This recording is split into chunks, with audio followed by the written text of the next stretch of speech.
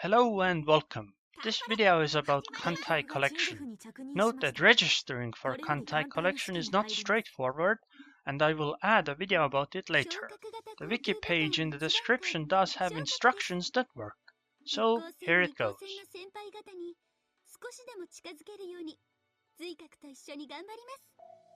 What is KanColle? Kantai Collection literally means fleet collection in Japanese.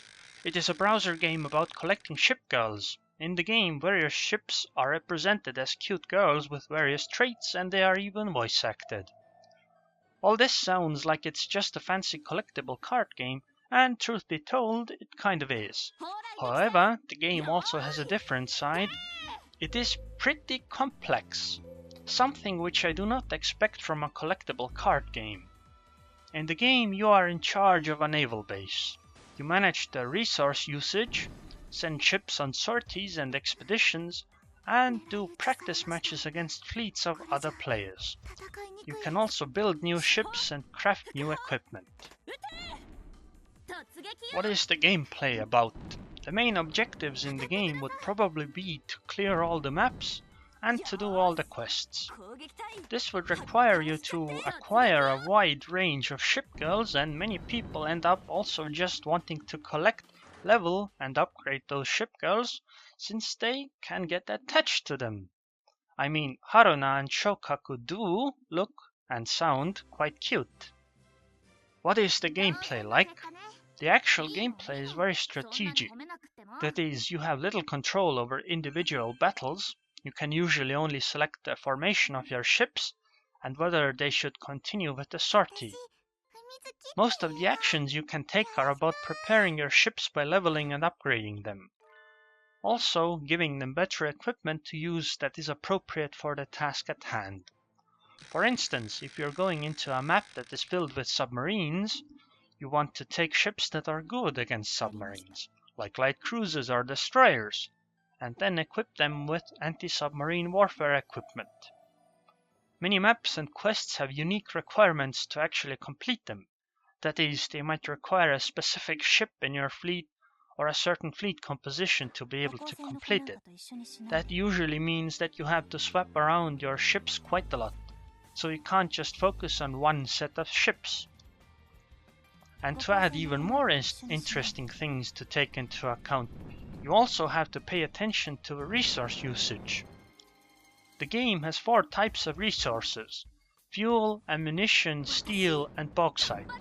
Fuel is used for movement, ammunition for combat, steel for repairs, and bauxite is for everything related to aviation like planes. While a fleet of 4 battleships and 2 standard carriers is very powerful, you probably don't need it in most situations. This means that using such a fleet everywhere would be a gigantic waste of resources, and resource gain is pretty slow and difficult. It comes from natural regeneration, expeditions, and some sorties. Such a heavy fleet as mentioned above would eat through your stockpiles very quickly, and thus it is a good idea to simply use lighter and smaller ships where appropriate. Balancing the usage of these resources while running sorties is one of the most important aspects of the game. It can easily limit how far you can get in it. So, how does one acquire new ship girls? There are 2 main ways to acquire new ship girls. One is to get them as drops after battles, and the other is through construction. You do get a lot of drops through sorties, but usually they are rather common, and you have little control over what kind of ship girls you will get. Different maps and nodes do drop different ship girls, so it is certainly possible to farm for them. Construction, however, is a bit different.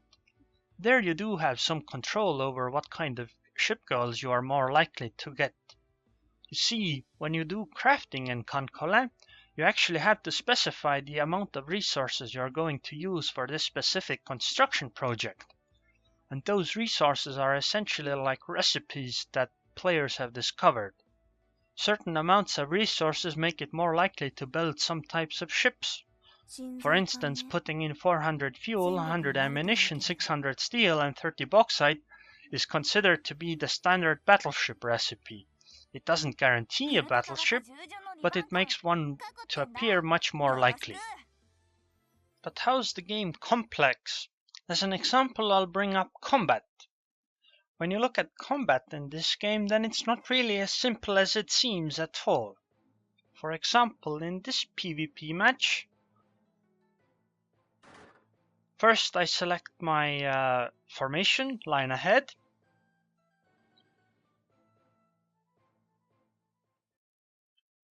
Now starts the contact phase, where it's checked if I can even find the enemy fleet. It worked out. Now it's the air superiority phase, where planes attack each other. I don't have any planes, so the enemy wins air superiority. After that, it is the opening torpedo strike, which is torpedo cruisers and submarines. Now starts the shelling phase, with the longest range ships shooting turn by turn. The interesting thing is that the enemy has a submarine, which is the last ship in their lineup, and all ships that can shoot at submarines will have to do so. So all my light cruisers are shooting at the submarine, which is really good at tanking damage usually. Now begins the second shelling phase, because there is a battleship in this match.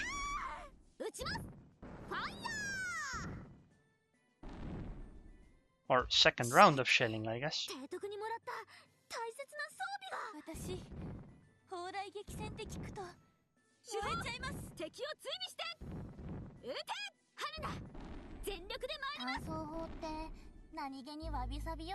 Now is the closing torpedo strike, with everything that has torpedoes left that can fire.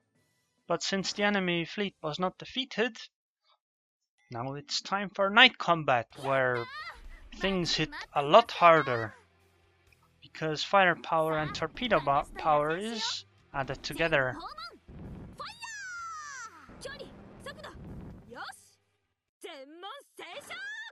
And you have to set up all of these things ahead of time to be able to actually make use of them. For instance, if I had a carrier, I could fight for air superiority, and if I won air superiority, I could do a torpedo bomber strike as well at the start. So all in all, it's not really just a game about collecting new cards, and it can be quite interesting at times. I quite enjoy playing it from time to time, and I hope you do too.